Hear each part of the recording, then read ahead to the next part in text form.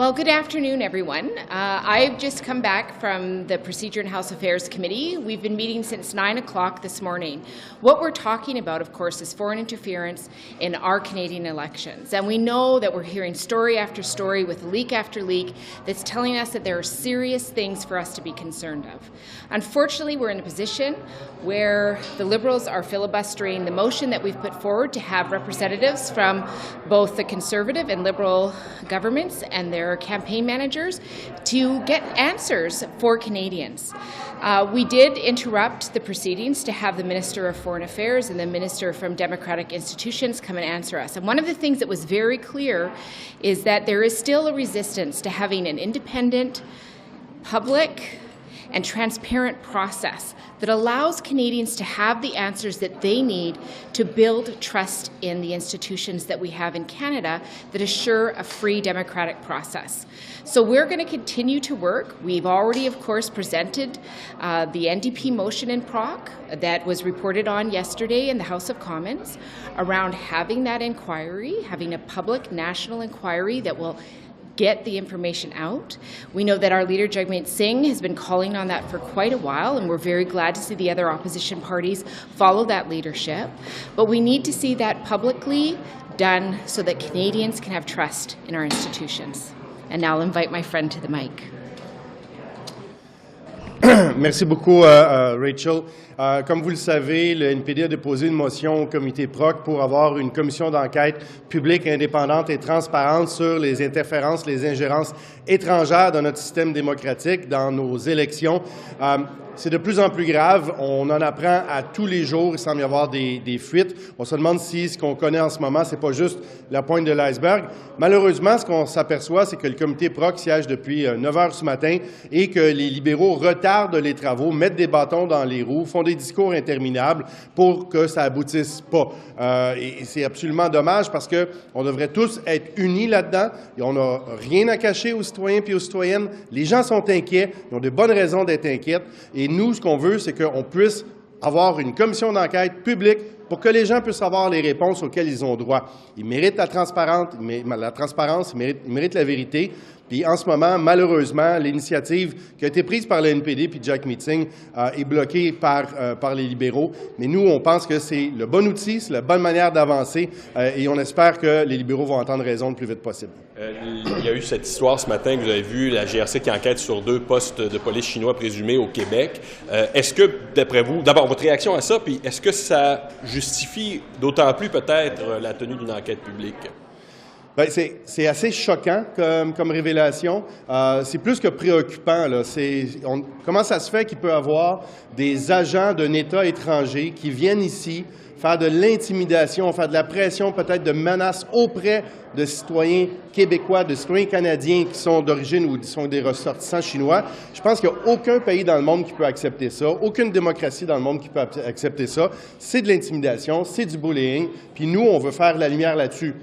Puis oui, ça amène de l'eau au moulin sur le fait que ça prend une enquête publique indépendante. Ça, là, c'est à chaque jour on en apprend comme ça.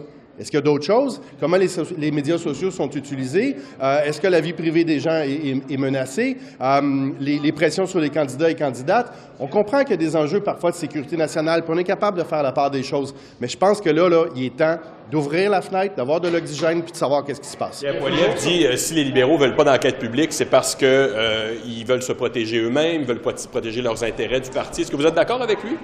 Ben, écoutez, les conservateurs sont très vite pour donner des attaques partisanes. Évidemment, c'est très préoccupant. Ça paraît pas bien en ce moment. Et je ne comprends pas pourquoi les libéraux ne sont pas capables de dire « mettons carte sur table », parce que c'est vrai que ça a l'air qu'ils ont quelque chose à cacher. Donc, j'espère qu'ils vont entendre raison et qu'ils vont être capables de dire « oui, l'initiative du NPD est bonne, on a besoin d'une enquête publique ». Toujours sur les présumés postes de police, là, que devrait faire le gouvernement concrètement, immédiatement? Vous nous parlez là, que c'est de l'intimidation. On s'entend, on n'est pas dans l'ingérence électorale. Est-ce qu'il y a des mesures qui devraient être prises tout de suite? Bien, la GRC s'occupe du dossier. va mener son enquête. Nous, ce qu'on veut, c'est qu'il y ait toutes les ressources pour être capable d'aller au fond des choses. Peut-être qu'il y a des choses rapides qui peuvent être faites. Je ne suis pas un spécialiste des enquêtes policières, des pouvoirs de la GRC. Comment ça se fait que ces gens peuvent louer ces bâtiments-là? Comment ça se fait qu'ils peuvent encore occuper ces lieux-là? Moi, je me pose la question, qui sont ces gens-là? Est-ce qu'on ne doit pas avoir un registre? Est-ce qu'on ne doit pas avoir une liste qui est distribuée parmi les forces policières? C'est des questions qu'on se pose aujourd'hui, mais laissons la GRC faire son travail pour l'instant. It's my understanding that, with your support, your party's support, that the committee now does have, they could call Katie Telford here. The Liberals have made it clear that they'll be filibustering because they want to stick to their guns about not bringing her in. How do you see this committee resolving the issue in the weeks ahead or even today? Well, I think this is an incredibly important question. The opposition parties have come together. It was a motion put forward by Mr. Cooper. I changed it and added a little extra to it. So we're together in that. But the reality is the Liberals are going to filibuster. And this is one of the stresses of this job, of course, is that you want to get to the issue, but what you see again and again is people impeding that. So that's why we were very clear. We'll allow the ministers to come, but we will only allow them to come if we know that there's going to have a continuation of the meeting afterwards. So hopefully we can get to a resolution. I'm open to having conversations.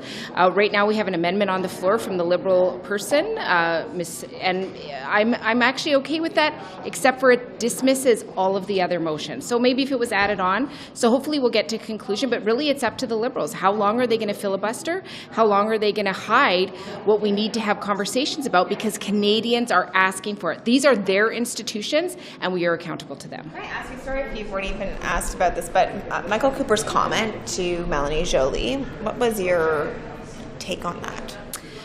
Well, I was, quite frankly, completely appalled by what Mr. Cooper said to the Minister Joly. We are in a day and age, and I also want to remind Canadians, one day after International Women's Day, a day where we all talk about the big fights that have been taken on from women and how far we've come and how far we have yet to go. To have one of the Conservative MPs imply that a minister with the power of a minister cannot tell a message to another minister from another country with force and power just because she's a woman is completely unacceptable. So I spoke about it in the House, or in the committee, I apologize, and I will speak about it anywhere. As a woman politician, I remember when I was running for the first time how many people asked me if I was tough enough for this job. And when I asked them what that meant, they could never answer the question. We need to stop asking women if they're tough enough. Obviously, we are here, therefore we are. So you view this comments as sexist? It was completely sexist. It was completely unacceptable. And that should not be what's happening in our committees or in the House of Commons. This is so concerning because women across this country who are considering politics already have challenges. How many times have we talked about how women are treated significantly different than men politicians? For that member to sit in that role and ask a minister of our government that question was completely unacceptable. It was completely sexist, and he should apologize. Thank you very much. Thank you. So just to start off, it's been 21 years since the first case of HIV was documented in Canada. Do you think the political will has changed since that first case? Well, I guess my disappointment is that we now know what we need to do to eradicate this disease once and for all in Canada, and it would take a very small increase in the annual expenditures to support community-based prevention efforts. And if we did that, we could reach the UN goals which we committed to in 2015. But for some reason, we seem stuck just beyond the goalposts. And so I would like to see in this next budget a commitment to increase HIV spending to make sure we can eradicate the disease. And what do you think are the blockers that are preventing the government from acting on that? Well, I'm not really sure, because for the last 4 years we've seen about a 5% increase annually in new HIV infections. So we're clearly moving in the wrong direction. And the community-based organizations have been saying we have the capacity, if we have the money, to actually turn this around. And as I've been saying, we can eradicate HIV/AIDS. And as a gay man of a certain age, I never thought I'd see that possibility in my lifetime, and I'm very much looking forward to getting there. I was just going to ask you, you've been a long-time advocate.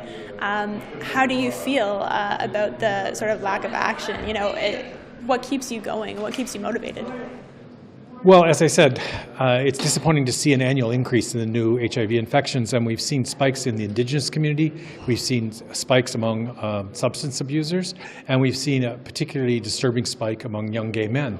And we know what to do about this. We know what tools to use, and we're somehow being complacent in thinking that this is no longer a crisis, and therefore we can just go on business as usual, when we have the opportunity, both on justice grounds and on health grounds, to eradicate a disease, and we fail to do so. It's very disappointing.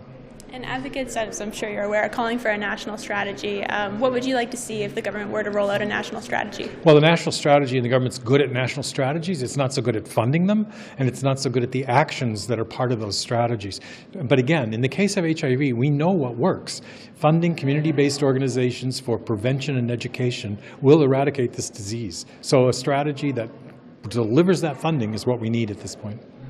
And was there anything I didn't ask you that you wanted to add at all about sort of what you'd like to see happen or how you're feeling? Well, I think we have made some progress. In particular, the government's funding of the distribution of self-testing kits, something which I advocated for over the last 5 years, will help us reach many of those people who don't identify as gay, men who have sex with men in communities where hostility toward them is quite high, who are able to self-test at home, will allow them to get the information they need to avoid future infections.